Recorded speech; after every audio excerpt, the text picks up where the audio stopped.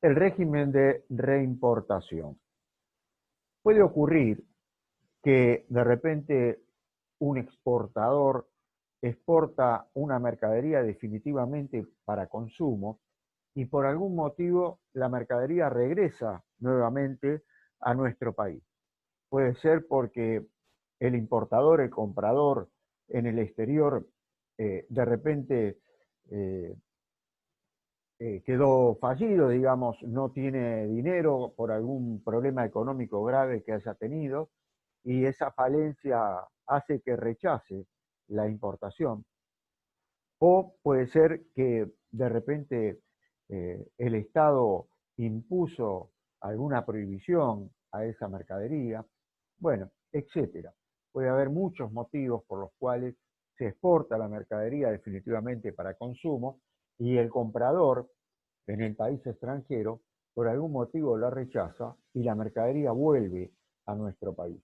Y en ese caso, entonces, eh, aquel empresario que la exportó la puede reimportar por este régimen en el cual no va a tener que pagar los tributos de importación, porque esa mercadería que se exportó para consumo, si se quiere importar nuevamente porque vuelve al país, hay que hacer los trámites y pagar los tributos.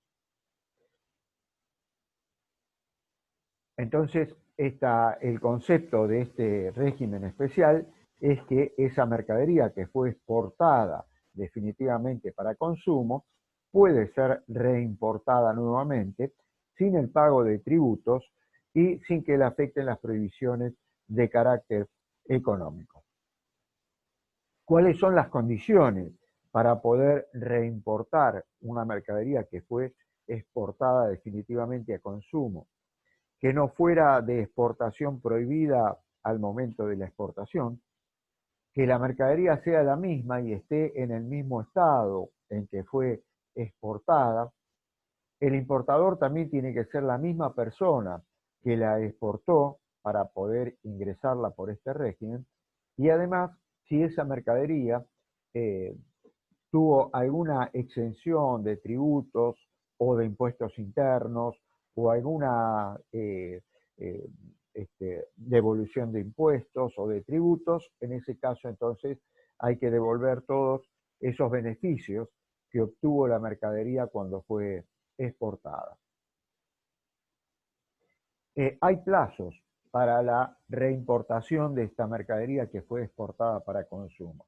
En el caso de mercadería consumible y alguna otra mercadería que fuera importada y se nacionalizó y después se exportó definitivamente a consumo, en ese caso el plazo para la reexportación es de 1 año. Cuando se trata de maquinarias o motores o algún tipo de mecanismo cuya vida útil, digamos, no fuera muy larga y que tenga garantías que hasta 3 años, garantías técnicas, en ese caso los plazos de reexportación es de 5 años y para todas las demás mercaderías que no sea mercadería consumible y que tampoco sean maquinarias, el plazo de reexportación, de reimportación, perdón, es de 3 años. En algunos casos se puede solicitar una prórroga, por supuesto siempre que se pide una prórroga de un plazo hay que justificarlo ante el servicio aduanero y puede darse, nos pueden dar la prórroga o no, depende de la justificación que se presente. Pero se puede pedir una prórroga en caso de que no se pueda cumplir con esos plazos para la reimportación. ¿Qué pasa con la mercadería que tiene insumos extranjeros? Mercadería de la cual se le ha incorporado algún mecanismo, se le ha incorporado algún envase, se le ha incorporado alguna parte que se importó justamente para después manufacturar el producto y este producto que tiene insumos o componentes extranjeros luego se exporta definitivamente a consumo y como es rechazado vuelve al país para ser reimportado con los insumos extranjeros. En ese caso hay una penalización en lo que tiene que ver con los insumos extranjeros que, como sabemos, en estos casos de manufacturas ingresan por la destinación suspensiva de importación temporaria, ¿no es cierto? En ese caso, entonces, tiene que abonar los tributos de importación porque la mercadería se reimporta definitivamente a consumo. Entonces hay que pagar los tributos de esos insumos extranjeros que no se pagaron en su momento porque se garantizaron y cuando se exportó el producto manufacturado, al exportador le devolvieron las garantías. Entonces hay que pagar los tributos y además tiene una penalización de 2% mensual desde el momento en que se importó temporariamente esos insumos hasta la fecha de oficialización de la reimportación definitiva a consumo. Vamos a ver ahora el régimen de compensación por deficiencia. ¿De qué se trata este régimen de compensación por deficiencia? Este régimen se aplica cuando se compra una mercadería que tiene garantía de funcionamiento, como por ejemplo una maquinaria, un aparato eléctrico, electrónico, etcétera, y la mercadería no, ese producto, digamos, no funciona o tiene deficiencias de fabricación o de funcionamiento. En ese caso, entonces, este régimen lo que permite es que venga otro producto, otra maquinaria, a reemplazar ese que se ha importado y tiene defectos de fabricación o deficiencias de funcionamiento, defectos de funcionamiento. En este caso se va a aplicar a aquellos productos que tienen garantía de sustitución, o sea que tienen una garantía de que si el producto no está en buenas condiciones, puede ser reemplazado por otro. Entonces, aquí tenemos el concepto. Este régimen, entonces, se aplica a mercaderías que se venden, como dijimos, con garantía de funcionamiento. Y, digamos, pueden tener algún defecto de funcionamiento o algún defecto de fabricación, y en ese caso, entonces, corresponde la sustitución, de acuerdo a las cláusulas del comercio exterior o a las garantías que pueda tener ese contrato de compraventa internacional. Vamos a ver que este régimen va a permitir que ese producto, el que viene a reemplazar el producto defectuoso, entre al país sin pagar tributo. Justamente para eso es la utilidad que tiene la aplicación de este régimen, ¿no es cierto? Entonces, como decíamos, la franquicia que tiene este régimen es que esa mercadería que se va a importar definitivamente a consumo, que viene a reemplazar la que tiene deficiencias, está exenta del pago de tributo y también de la aplicación de prohibiciones de carácter económico, ¿no? El trámite, hay que presentar una cantidad de documentación importante, hay que constituir un expediente ante la aduana en la cual se registró la importación, perdón. Decíamos entonces que hay que ingresar un expediente ante la aduana en la cual se registró la importación, y la documentación que hay que incluir en ese expediente es justamente la copia del despacho de importación del producto que entró defectuoso o el permiso de embarque, en su caso, también la garantía técnica, si es que tiene una garantía justamente que declara que la mercadería tiene que ser sustituida, o también puede ser una declaración del vendedor, del fabricante, en el cual reconoce que tiene que reemplazar ese producto. También hay que adjuntar en ese expediente el contrato de compraventa del producto y también un informe técnico que declare o demuestre cuál es el defecto que tiene ese producto que va a ser reemplazado por otro que se va a importar. También se debe constituir una garantía por ese nuevo producto que viene a reemplazar el defectuoso. La garantía entonces tiene que cubrir los tributos de importación y esa garantía va a estar efectiva hasta que finalice esta operación de importación del producto que viene a sustituir al que tiene deficiencia. En este caso entonces la verificación es obligatoria por canal rojo, no hay otro canal de verificación. ¿Cuál es el plazo que tiene esa mercadería que viene a reemplazar a la mercadería que tiene deficiencias? Es de hasta 90 días desde la fecha de vencimiento de la garantía técnica. Si tenía garantía técnica por 2 o 3 años, los 90 días se empiezan a contar a partir de que se venció la garantía de este producto, ¿no?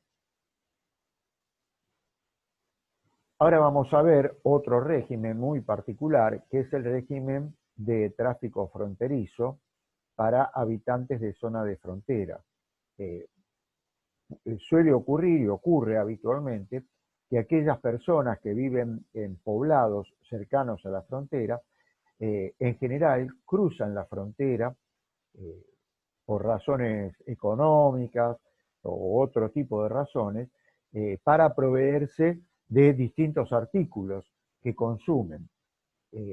Y cruzan por ahí en forma muy seguida y este régimen justamente es para ordenar y facilitar, digamos, ese tráfico fronterizo de mercaderías.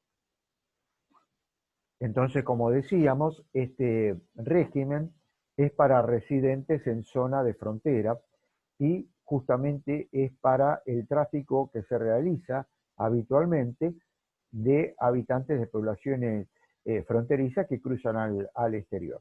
En nuestro caso, este régimen se va a aplicar, como estamos en importación, se va a aplicar a los argentinos que cruzan la frontera para traer o proveerse, digamos, de mercadería, de consumo, de uso, para proveerse de mercaderías del otro lado de la frontera, en los países limítrofes, y ingresan a nuestro país con esas mercaderías importadas. Por este régimen, entonces, se facilita ese trámite, se simplifica ese trámite de importación y también se ordena. Este régimen permite el ingreso sin pagar tributos hasta un límite de valor y la mercadería que se puede ingresar son comestibles, ropa, artículos de uso y consumo. Esos son los productos que se pueden ingresar por este régimen sin pagar tributos hasta un límite que después vamos a ver que es de $50 por persona, ¿no es cierto?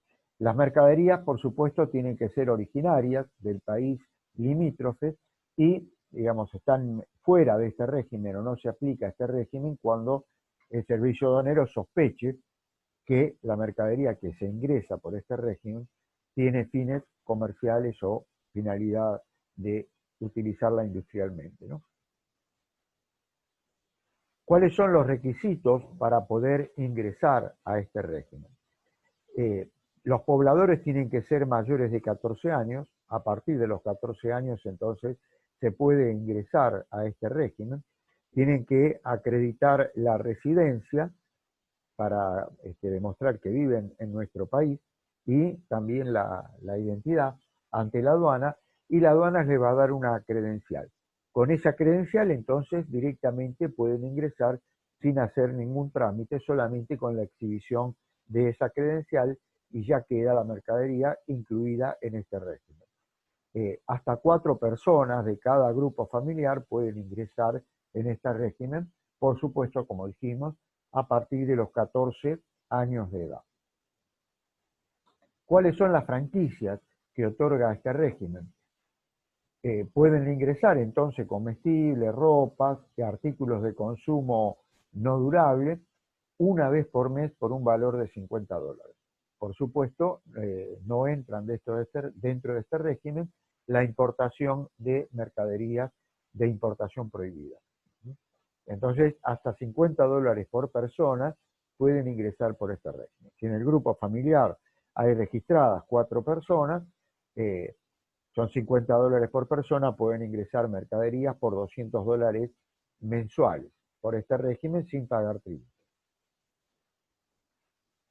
Ahora pasamos al régimen de envíos de asistencia y salvamento. ¿Cuándo se aplica este régimen? Este régimen se aplica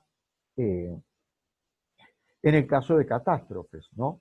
Cuando hay catástrofes, por ejemplo, una catástrofe en nuestro país, envían de los países vecinos cargamentos de mercaderías que tienen que ver con productos de ayuda hacia las personas en esa catástrofe y, por supuesto, este régimen permite que esas mercaderías ingresen sin pagar tributos y sin la aplicación de prohibiciones de tipo económico.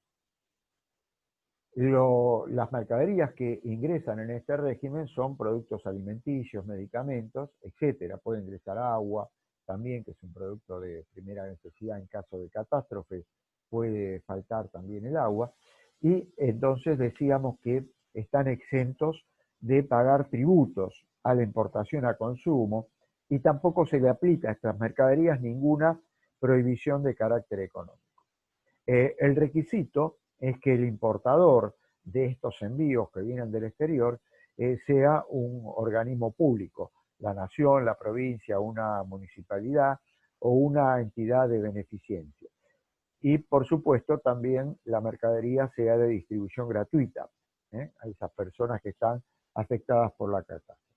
Vamos a ver después que si sobran mercaderías que ingresaron por este régimen y que no llegaron a ser distribuidas porque no fue necesario, esas mercaderías después de un tiempo se pueden comercializar y digamos, no tienen que pagar tributo, ¿no es cierto? Y aquí tenemos justamente eso, ese plazo de intransferencia. Durante 18 meses, desde la fecha de libramiento, no se pueden vender estas mercaderías, solamente se pueden distribuir gratuitamente. Como decíamos recién, si sobran mercaderías, porque no fue necesario, las personas no la necesitaron, en ese caso entonces hay que esperar 18 meses para poder comercializarla. Es el plazo de intransferencia entonces que tienen los envíos de asistencia y salvamento. ¿Cuál es el trámite?